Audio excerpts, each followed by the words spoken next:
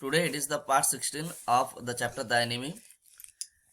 तो अब तक हम सब देखे थे कि the according to the general it seems a pity that we can not better combine the general ruthlessness with the American sentimentality. Means it also indicates that the German ruthlessness, मतलब German सा generally ruthlessness, here ruthless, here it is indicated. Clear? तो German ruthlessness के साथ American sentimentality, तो both the general wants that these two qualities, if these two qualities combine, then what will happen? Then you could turn your prisoner over to execution, and yet I could be sure you would not murder me while I was unconscious. Means two things will happen कि that will create, इससे क्या होगा ना, प्राइजनर को execution में भेजने के लिए कोई दिक्कत नहीं होगा। मतलब फॉर रूथलेसनेस की वजह से Sadao could easily send the prisoner to the execution, and yet, और उसके बावजूद भी he could not murder the general while he was unconscious. जब वो unconscious रहे तो भी वो मर्डर नहीं करेगा जनरल को। The general laughed. He had an unusual sense of humor. Unusual sense of humor means is a certain kind of taste of humor, और तुम कह सकते हो कि कभी कभी वो ह्यूमरस वे में बात करते हैं, ठीक है। अनयूजुअल सेंस ऑफ ह्यूमर मतलब उसके अंदर सेंस ऑफ ह्यूमर है, हंसी मजाक करने की। द जनरल लाफ्ड, हंसने लगे। As a Japanese could you not combine this to foreign elements. Foreign elements, तो इसमें क्वेश्चन हो सकता है, from here you can get a question. As a Japanese, could you not combine these two foreign elements? So who said this and to whom, and what does he mean, or what did he mean by foreign elements? So here foreign elements means German ruthlessness and American sentimentality. Clear? The general said this to Sadao. Combine these two foreign elements. ये दो foreign elements क्यों? क्योंकि दोनों ही Japan का नहीं है, एक है जर्मन का, एक है अमेरिका का। He asked. Sadao smile करते हैं। I am not quite sure, मैं श्योर नहीं हूँ। He said, but for your sake I would be willing to try. लेकिन तुम्हारी वजह से, for your sake, मतलब the Sadao said to the general कि because of you, for your sake I would be willing to try. मैं try करूंगा। Excellency is the word that is used like sir etcetera. है बेटा, তুমি কি লেখো না বাবা? এই লেখো এই তো পেন এনো, अब কথা बोलो ना। The general shook his head. अब जनरल जो है वो अपना सर हिलाता है, ठीक है। The general shook his head. I had rather not be the test case. भले अच्छा हो कि मैं टेस्ट केस ना हो। टेस्ट केस का मतलब क्या होता है? Test case means that is actually just as lab में।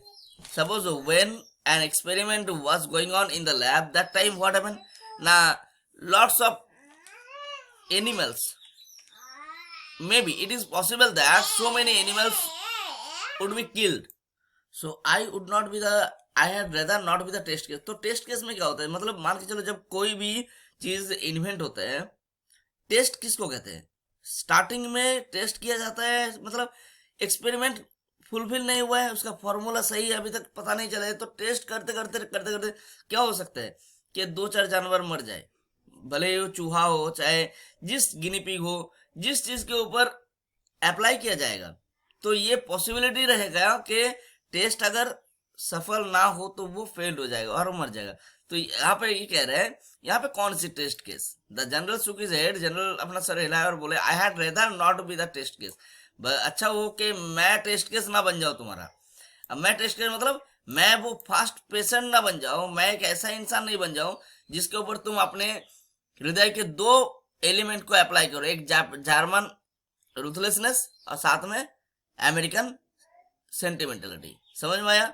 भले ही हो सकता है मैं रूथलेस, मेरे ऊपर पहला टेस्ट कर दिए और तुम जर्मन रूथलेसनेस की वजह से भले ही तुम क्या किए, उस जो एनिमी था उसको जेल में भेज दिया और उसकी मृत्यु हो गई। अब उस गुस्से में आके तुम मुझे, अगर अमेरिकन सेंटिमेंटलिटी अगर काम नहीं किया तो व्हाट विल हैपन ना, हो सकता है वो गुस्से में आके जनरल को भी मर्डर कर दे। या फिर दोनों सिर्फ अमेरिकन सेंटिमेंटलिटी काम कर जाए और वो प्रिजनर को भी अच्छा ना करे। तो ये कह रहा है कि मैं टेस्ट केस ना बन जाऊं, कि भले हो सकता है तुम्हारे अंदर वो उसको मारने की वजह से हो सकता है उसको फांसी हो जाए या फिर उसकी मृत्यु हो जाए, तुम्हारे जो जिसकी ट्रीटमेंट तुम किए हो, लेकिन उसी गुस्से में तुम मुझे भी मर्डर कर सकते हो। तो टेस्ट केस मैं नहीं बनना चाहता हूँ, ठीक है। ये मजाक करते रहे, ठीक है। He said he felt suddenly weak and overwhelmed. Overwhelmed का मतलब होता है टोटली, जिस उसके पूरे शरीर जो है टोटली ओवरवेल्म्ड, मतलब पूरी तरह से उसको कैप पूरे शरीर को एकदम कवर कर दे, मतलब he become overwhelmed with the cares of his life.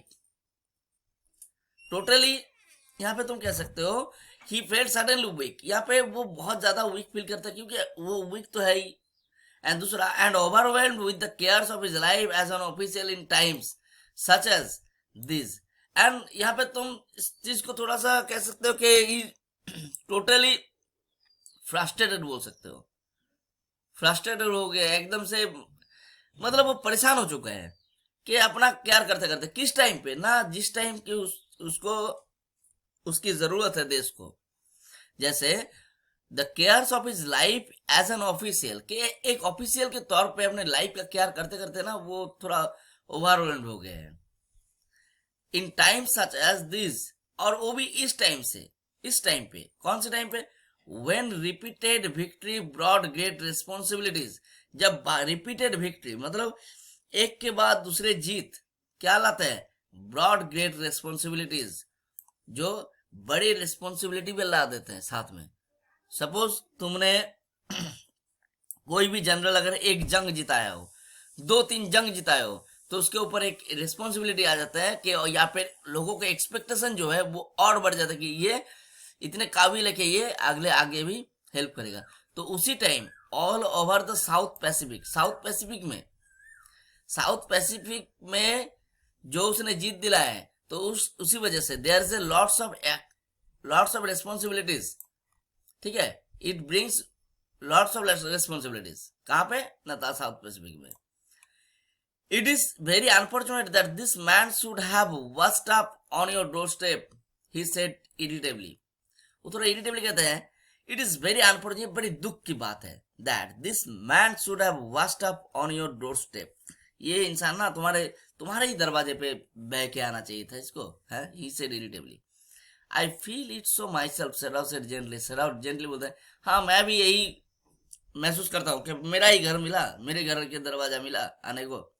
It would be best if he could be quietly killed. ये सबसे देखो जनरल कह रही है, ठीक है। जनरल कह रहा है ये बेस्ट रहेगा कि अगर उसको सीक्रेटली मर्डर कर दिया जाए। क्वाइटली किल्ड मतलब no one will know about it, not by you. अरे चिंता मत करो, तुमको उसको मर्डर करने की जरूरत नहीं, you have not to kill him, but by someone who does not know him. लेकिन कोई ऐसा इंसान who does not know him, जो उसको नहीं जानते हो, किसी और से मर्डर कर देते हैं। इसको कहते हैं एसासिनेशन, क्लियर। इसको कहते हैं एसासिनेशन। पहले जमाने में एक पॉइजन मिलता था, जैसे तुम नाम सुने हो hemlock. Hemlock is a one kind of plant that, जिसकी सुना है रूट हो या फिर उसकी जो रस है किसी एक चीज से एक क्या बनते हैं ना, ये एक पॉइजन बनता है, एक पॉइजन। तो उससे क्या होता है, एक पहले जमाने में जो एंशिएंट टाइम्स में उसका इस्तेमाल किया जाता है, या फिर तुम शेक्सपियर के राइटिंग या फिर मतलब पुराने राइटिंग्स में जो राइटर्स लिखे हैं नॉवेल्स, उसमें से मिलेगा, रेफरेंस मिलेगा। तुम देख सकते हो उसमें क्या है ना, लोग उस जहर का इस्तेमाल करते थे, एक बूंद मुंह पे गया और खत्म कहानी। टॉम क्रूज का एक ऐसा मूवी भी है, मिशन इम्पॉसिबल के कौन से पार्ट है ये मुझे याद नहीं आ रहा है, उसमें तुम देख सकते हो कि ऊपर से मुंह पे एक बूंद गिरा दे रहा है, वो मर जा रहा है, नींद में ही मर जा रहा है। तो दिस इज द ये जो एसासिन या फिर वो लोग बहुत अच्छा, जैसे आजकल के जमाने में सुपर किलर, तो उसी तरह से वो उस टाइम में एसासिन था, एसासिन्स, ठीक है। तो not by you but by someone who does not know him, I have my own private assassins. तो मेरे प्राइवेट एसासिन्स है। तो समझ रहे हो जनरल कितना बड़ा डेंजरस चीज है कि उसके पास ना प्राइवेट एसासिन्स है। प्राइवेट एसासिन्स क्यों? क्योंकि उस जमाने में अभी भी जो है जापान जो है ये जनरल वगैरह उन सब हायर ऑफिशियल्स के बदौलत ही चलते थे, ठीक है। They are the actual rulers. तो पहले जमाने में क्या होते थे, जैसे राजाओं के बहुत सारे असैसिन्स होते थे, बड़े बड़े लोग हो गए। क्यों? They fulfil their work, to fulfil their work secretly. किसी का मर्डर करना है तो वो सीक्रेटली भेज देते थे अपने दुश्मन को खत्म करने के लिए, और वो सब इतने काबिल होते थे कि वो अपना काम को खत्म करके ही छोड़ता था। I have my own private asset, suppose I send 2 of them to your house tonight or better. अगर मान के चलो कि मैं आज रात को या फिर कल भेज दूं, या फिर एनी नाइट, किसी एक रात में हो जाएगा, दोनों दोनों असैसिन को भेज देता हूँ, जाएगा तुम्हारा लड़के निकल जाएगा। You need know nothing about it, तुमको कुछ जानने की भी जरूरत नहीं है, तुम्हें कुछ भी जानने की जरूरत नहीं है। इट इज नाउ वार्म, अब ये गर्मी की टाइम आ गए। What would be more natural than that you should leave the outer partition of the white man's room open to the garden while he sleep. एक पहले ही बताया था कि वो जो रूम था वो गार्डन की तरफ खुला हुआ था, मतलब 2 दरवाजे थे, एक गार्डन की तरफ दरवाजा था, एक था सेडाव के रूम के अंदर से। समझ में आया? तो सेडाव अपने घर तुम्हारे घर में अगर कोई एक रूम के एक बाहर की तरफ दरवाजा हो और एक घर के साथ अटैच हो तो 2 गेट। तो इसी तरह से जो बाहर की तरफ की जो गेट है, मतलब गार्डन की तरफ, उस गार्डन की तरफ की गेट से होके असैसिन आएगा और उसका मर्डर करके उधर से ही चला जाएगा, और ये सब घर के अंदर इन सबको पता भी नहीं चलेगा। मतलब ये प्रोपोजल देते हैं कौन ना, general. Certainly it would be very natural, और हो सकता है ये बहुत नेचुरल दिखेगा। नेचुरल क्यों? क्योंकि गर्मी के टाइम है, दरवाजा खुला रहेगा, असैसिन्स घुसेंगे, मर्डर करेंगे, निकल लेंगे। और certainly it would be very natural. Sedao ना एग्री हो जाता है। पहले सेडाव को उस टाइम उस घटना की जो मतलब वो परेशान हो चुका है, क्योंकि सेडाव के पास दूसरा कोई चारा नहीं था, दूसरा कोई रास्ता नहीं था। इधर हाना इतने फ्राइटेंड हो रहा है, तो इसी वजह से certainly it would be very natural, हो सकता है यही सबसे नेचुरल होगा। In fact it is so left open every night, और सच बात तो ये है, मतलब, और बात ये है कि ये दरवाजा ना खुला ही रहता है रात को। गुड, द जनरल सेड यार्निंग मतलब वो जिमाई लेते हुए कहते हैं, हाँ, the general said good, very good, very good. मतलब एकदम सिंपल वे में, कूल एंड काम मैनर में। They are very capable assassins, चिंता मत करो, बहुत कैपेबल असैसिन्स है, बहुत माहिर है। दे मेक नो नॉइज, वो दोनों ना कोई आवाज भी नहीं करेंगे। And they know the trick of inward bleeding, और उन सबको ये अच्छी तरह से पता है, एक वो दोनों ट्रिक जानते हैं कि कैसा ट्रिक ना, इनवर्ड ब्लीडिंग। इनवर्ड ब्लीडिंग मतलब खून जो है वो शरीर के अंदर से बह जाएगा, पूरा पूरा शरीर के अंदर से खून बह जाएगा, लेकिन बाहर एक बूंद भी नहीं आएगा। समझ में आया? मतलब अंदर से तोड़ देंगे। If you like I can even have them remove the body, अगर तुम चाहो तो मैं बॉडी को भी हटा सकता हूँ, ठीक है। सेडाव कंसिडर्ड, सेडाव राजी हो गए। That perhaps would be best, यही सबसे बेस्ट होगा excellency. He agreed thinking of Hana, वो हाना के बारे में सोचते सोचते कहे कि यही सबसे बेस्ट होगा, अगर उसका बॉडी मिला तो हाना फिर से डिप्रेशन में आ जाएंगे, तो इससे बेटर है, क्योंकि मान के चलो वो देख नहीं पाएंगे ऐसे मर्डर फर्डर, तो चुपचाप कह देंगे कि भाग गए। He left the general's presence then, उसके बाद जनरल के पास से वो आ जाता है, एंड वेंट होम, और घर जाता है।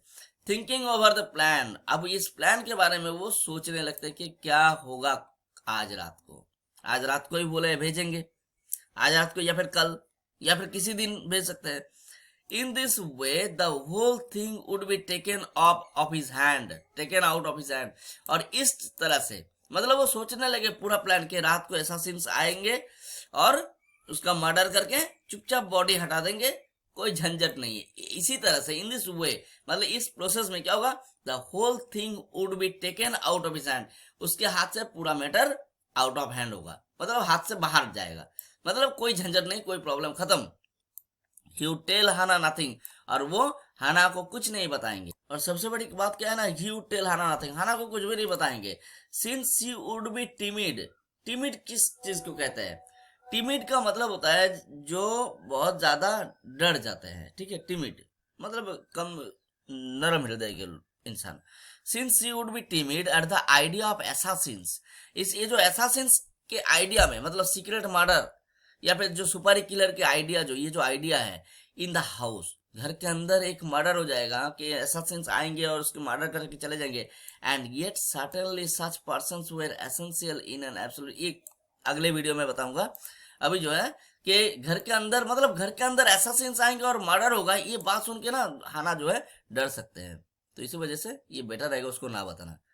Thank you for watching this video, और प्लीज इसको लाइक कर देना और सब्सक्राइब जरूर करना मेरे चैनल को। Thank you, have a nice day.